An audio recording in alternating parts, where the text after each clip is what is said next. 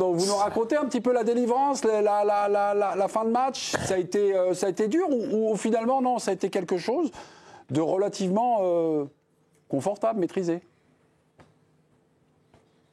Pour le coup, c'est devenu dur quand Marquinhos a choisi de refaire vivre les vieux démons aux supporters parisiens, à savoir Marquinhos qui se rate dans un grand match de Ligue des Champions.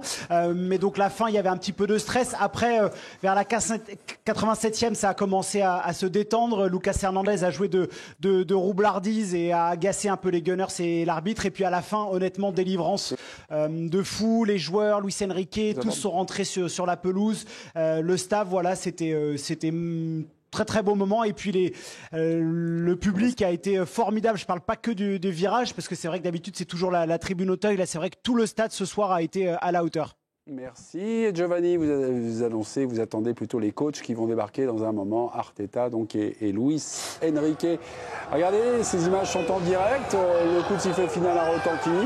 Bon, les images de notre JRI, reporter d'image Paul Pellion. Voilà, c'est un peu la fête. J'imagine, oui, on le devine, que le feu d'artifice donc est encore à l'intérieur et tout se passe évidemment à l'intérieur de l'enceinte. Mais Paul est là pour recueillir quelques réactions. Sur l'impression générale, on a quand même, Paris est en finale, c'est une saison, on va dire, de dingue. Qui aurait dit ça au mois de septembre, au mois d'octobre? Il y a eu quelque chose. Luis Enrique, ouais, c'est ce que j'allais dire. Ici, sur le plateau, on était quand même... Il le disait la saison dernière. Oui, d'accord. Enfin, on n'a pas Luis Enrique. De ce qu'on a ressenti sur les matchs du Paris Saint-Germain, on a été parfois un peu inquiet et parfois critique. Non, mais Jérôme en parlait. Après le Bayern, on est à la 5e journée. Il reste 3 matchs. Salzbourg, City, Stuttgart. Et il faut que tu freines 9 points pour passer. Et là, franchement, les probabilités pour que tu sois en play-off, elles sont de, je sais pas, 20%, 25%. La saison était quasiment sur un fil. Ils étaient au bord de l'élimination. 6 mois plus tard, il s'est passé plein de choses, évidemment. Personnellement, je retiens l'arrivée de Kvaratskhelia, qui est un joueur, je trouve, qui a métamorphosé complètement cette équipe à partir du mois de janvier. Mais il s'est passé plein de choses et il y a quelque chose de miraculeux, de mérité, parce qu'ils ont été là quand il fallait, à Salzbourg, contre City, en 8e. Ils explosent Brest. Là, je vois élimine Liverpool, Aston Villa, mais ils ont sorti Brest aussi en play-off. 10-0 sur l'ensemble des deux matchs. Et il y a une montée en puissance qui est liée aussi avec le parcours en championnat. Et tu sens que ça grimpe. Le groupe s'unit autour d'Enrique et tout. Les joueurs montent en puissance. Mélisande, vous avez cité malicieusement Luis Enrique, qui, pendant au plus fort des doutes, évidemment de l'extérieur, maintenait le cap. Vous aviez douté ou pas personnellement? Voilà, je ne vais pas vous dire, Régis a raison, il y a eu un moment où c'était compliqué même au niveau comptable. Je pense que le match de City a fait du bien et je pense aussi que Luis Enrique, quand on se souvient de ce qu'il disait, qu'il y avait le contenu mais pas l'efficacité, mais que tant qu'il y avait des occasions, il n'était pas inquiet plus que ça. C'est vrai que c'est une équipe qui a toujours réussi quand même à être dangereuse. Et je pense qu'il faut vraiment lui rendre hommage dans la capacité qu'il a eue à transformer la mentalité de cette équipe dans ses efforts sans le ballon, dans sa façon de jouer en équipe depuis le début de la saison. Et ça, depuis le début de la saison, ils défendent ensemble, ils attaquent ensemble. Et ça, on sait que ça peut les mener loin en Europe. Et puis dans le travail qu'il a fait, qui se voit, qui s'est vu sur des joueurs individuellement. On a beaucoup parlé de Dembélé, mais ça c'est pas venu du jour au lendemain. C'est des réflexes à trouver, une confiance aussi à trouver. Cette efficacité qu'il a eue subitement, elle s'explique par beaucoup de facteurs. Elle n'est pas venue, il s'est pas levé un matin en disant maintenant je vais mettre but sur but. Donc c'est un entraîneur dont on savait qu'il était parfois compliqué, parfois exigeant, qu'il fallait lui donner un petit peu de temps. Il a eu ce temps-là, il a eu les joueurs aussi pour mettre en place son football, parce que c'est quand même un club qui a mis énormément de moyens. Voilà, c'est pas un invité surprise d'une finale de Ligue des Champions, le PSG. Mais ils ont fait confiance à la bonne personne pour faire enfin une équipe qui joue en équipe. Et ça. Et lui, il s'est fait confiance parce que lui, son principe de base depuis le début, c'est toujours de dire à ses joueurs, quel que soit le résultat, qu'on mène 4-0 ou 5-0 contre Brest, ou qu'on soit mené 2-0 contre City, ou qu'on perde le match aller contre Liverpool, on joue quoi qu'il arrive, toujours de la même façon et toujours dans le même état d'esprit. C'est pas toujours le cas. Ce soir, c'était pas fondamentalement le cas tout le temps. Ce soir, ils ont joué en contre. Joué avec le score ce soir. Mais ils ont. Elle a appris ça aussi. Parce qu'à une époque, rappelez-vous, il disait qu'il détestait, lui, il disait, un jour, il a même dit, non, jouer en compte, c'est trop facile. Ouais, Je me rappelle. Mais c'est comme fumer le cigare et prendre un petit il a café. appris, mais ça, il a pris ça. Enfin, j'ai vu ça aussi pas mal cette année du PSG, jouer en compte. Parce que franchement, comme effet effectif, t'es une des meilleures équipes de transition du monde. En transition, c'est une des meilleures équipes du monde. Mais il n'aimait pas faire ça. Mais elle a ça aussi maintenant. Tu as raison. Ils ont ajouté ça au reste. Si en plus tu as ça, dans les jours où c'est difficile, comme ce soir par exemple, mais il a dit à la mi-temps, ils font un bon début de match Arsenal. Le premier ballon que tu perds, poteau. Le premier. Tu te dis, c'est pénible quand même, tu vois. Ils ont une efficacité incroyable. Ce qui caractérise leur parcours depuis City, depuis la deuxième mi-temps de City, c'est le réalisme offensif du Paris Saint-Germain. C'est impressionnant.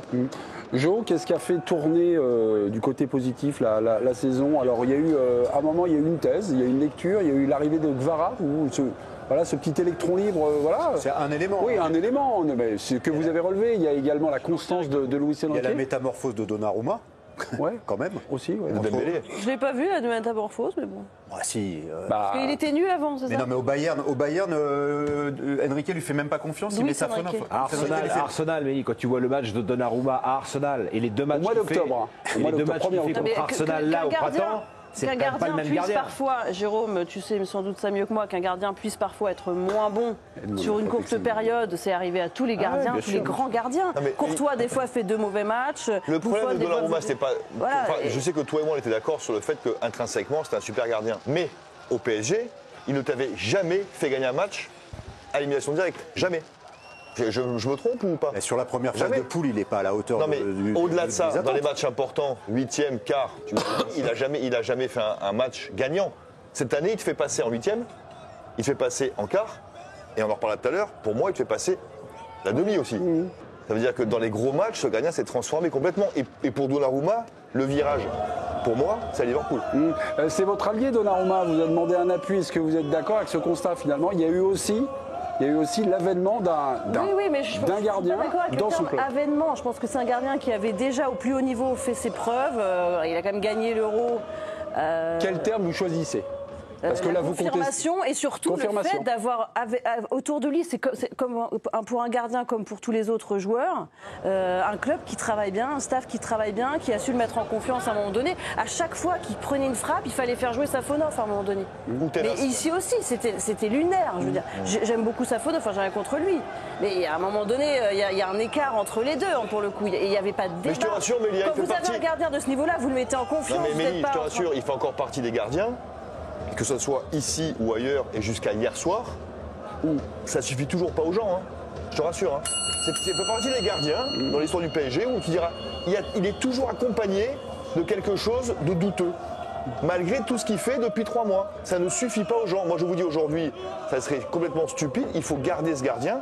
Aujourd'hui, il progresse dans le sens où tu voulais qu'il progresse encore. Il faut garder ce gardien absolument. La petite musique, c'est que Chevalier pourrait arriver au Paris Saint-Germain. Aujourd'hui, tu me certifies, toi, que Chevalier est meilleur que Donnarumma? Moi, je te dis que non. Enfin, je dis que non. Je suis pas certain aujourd'hui. Si cette hypothèse-là, elle a été révélée par l'équipe il y a 2 mois maintenant, c'est bien qu'au sein même du PSG, au sein même de son club, il y avait des gros doutes autour de lui. La preuve, c'est qu'il l'a sorti de l'équipe pour mettre Safonov à un moment donné. Bien sûr. Donc on n'est pas des observateurs lunaires. On voit les matchs. On revient. Depuis 3 mois, tu les vois aussi, j'espère. Oui, bien sûr. Mes amis, on revient. J'avais une petite conversation, un petit rendez-vous avec Jomiko. J'étais en train d'égrener. Donc Luis Enrique, il y a eu Donnarumma, il y a Gvara qui est là, il y a eu aussi l'avènement de Dembélé. Est-ce que vous voyez je sais pas, quelque chose, un petit déclic ou un symbole? Évidemment, c'est une somme de petites choses, mais voilà, vous voulez mettre l'accent sur quoi, finalement? Moi, je trouve qu'il y a eu, une prise de conscience aussi de l'ensemble des joueurs, et ça a pris un peu de temps par rapport à leur qualité. Là, tout ce qui était dit, Donnarumma aussi a pris sur lui. Ils ont grandi, en fait, je trouve, cette équipe durant la saison. Vous voyez, quand vous dites ça, j'imagine le milieu. Là, vous voyez, dans les 3 là. Pas que. Non, mais allez-y, pardon. Comment ça s'appelle Dembélé, c'était pas ce joueur-là qu'on avait en début de saison. C'était un joueur feu follet qui était extraordinaire, mais qui manquait d'efficacité. Et en fait, je trouve que sur les années précédentes, ça se reposait beaucoup sur un joueur, notamment sur Mbappé. On se disait, bon, c'est bon, on a Mbappé, il va mettre 50 buts dans la saison. Donc en gros, sur les gros matchs, c'était lui qui allait faire la diff. Et là, moi, je trouve que l'évolution pour moi, c'est que là, c'est 11, voire 15, voire 18 joueurs qui sont prêts à aller déjà au combat ensemble, c'est-à-dire sans le ballon. Ouais, ils ont grandi. Et avec le ballon, je trouve que tout le monde a grandi pendant la saison et ils sont tous conscients que même sans lui, ce que nous disait Enrique, on peut être plus fort, on peut un peu diluer nos forces, c'est ce qui se passe. Et même si Dembélé est quand même au-dessus au niveau des buts, mais sinon l'ensemble des joueurs, ce qui nous avait aussi dit Luis Enrique, si on a 4 joueurs qui mettent 12 buts, on arrivera à peu près au même total. Et je trouve que finalement au début, peut-être que tout le monde, c'était peut-être le seul qu'il avait vraiment dans l'esprit et il en était persuadé. Peut-être que l'ensemble des joueurs se disaient ouais mais, et puis petit à petit c'est venu. Et c'est vrai que tout le monde part je pense que le déclic est arrivé sur City. Où tu vois, tu es au pied du mur, tu penses que c'est mort, et puis hop, tu repars. Et je trouve que l'ensemble des joueurs ont réalisé aussi qu'ils étaient capables de pouvoir le faire avec les qualités qu'ils avaient dans l'équipe. Et c'est bravo à lui, bravo aux joueurs d'en avoir pris conscience. Et puis aujourd'hui, c'est largement mérité qu'ils arrivent en finale. Et je disais aussi pendant un je trouve qu'il y a des saisons, alors peut-être ça ne sera pas la seule, tout tourne bien. C'est aligné quoi. Ouais. C'est-à-dire que Donnarumma te sort des parades exceptionnelles, tu as la frappe de Ruiz, le contrôle est magnifique, tout ça, tu as la frappe, elle est juste déviée comme il faut. Et tu as un ensemble de choses qui fait que ça avance dans le bon sens. Mais ça, je pense, moi, perso, que la réussite, elle ne vient pas seule en fait. Non. Ça vient parce qu'il y a du travail, parce qu'il y a une prise de conscience, parce que les mecs font le travail ensemble, etc. Et parfois, ça tourne. Il faut mériter sa chance. Il y a un esprit de générosité qui nourrit ça, qui permet de ça. Et tu as l'exemple inverse. Tu vois les grosses équipes. Je sais. Et après, les grosses équipes, l'air de rien, ça tourne dans leur sens parce qu'ils y croient aussi, parce que mentalement ils y sont, parce qu'ils travaillent tous ensemble, parce que voilà. Là, je trouve que finalement, il a réussi à le faire. Très bon, président. Président, allez, je vous laisse. Non, justement, vous avez fini, mais vous restez avec nous. Merci beaucoup. Giovanni Castaldi nous attend. Giovanni. Il y a Giovanni aussi, porte-bonheur. Giovanni, vous suivez le Paris Saint-Germain depuis la première journée de cette phase de Ligue. Donc ce soir, Paris s'est qualifié pour cette dernière manche, la finale, le 31 mai à Munich face à l'Inter. Vous, sur cette saison-là, est-ce qu'il y a un moment vous retenez quelque chose que vous avez vu, qui a été confirmé au fur et à mesure des matchs à élimination directe, Giovanni ? Tout a été brillamment dit en plateau sur la progression des joueurs. Moi, je retiens quand même un moment très important dans la saison du Paris Saint-Germain, et c'était d'ailleurs face à Arsenal à Londres, lorsque Ousmane Dembélé avait été exclu du groupe. C'était tendu en interne. Voilà, certains joueurs n'étaient pas toujours en adéquation avec le management plutôt très rigoureux et très sévère de Luis Enrique. Derrière, il y a eu des discussions. Luis Enrique a un peu mis d'eau dans son vin dans le management. Je parle par la parole, pas forcément sur l'intransigeance tactique, et qu'il soit capable de montrer les muscles, de sortir entre guillemets, même s'il y a un peu moins de stars, le joueur phare de cette équipe pour un rendez-vous aussi important que le match face à Arsenal. Ça a donné le là aussi à tout le reste du groupe pour dire il n'y a personne qui est au-dessus de l'institution et au-dessus de ce qu'on veut faire. Si on doit perdre des matchs parce qu'on respecte pas les règles, c'est pas grave. Je pense que ce tournant-là aussi, avec Manchester City bien sûr, est très très important dans la construction de ce groupe parisien. Giovanni, vous nous rappelez le moment où Paris affronte Arsenal. On est le 1er octobre. Dembélé donc est sorti du cadre et sera suspendu. Lui avait une dent contre Luis Enrique, mais vous avez dit certains joueurs du Paris Saint-Germain. Vous en avez d'autres? Parce que moi, je pensais qu'avec lui, vous avez des noms à nous donner?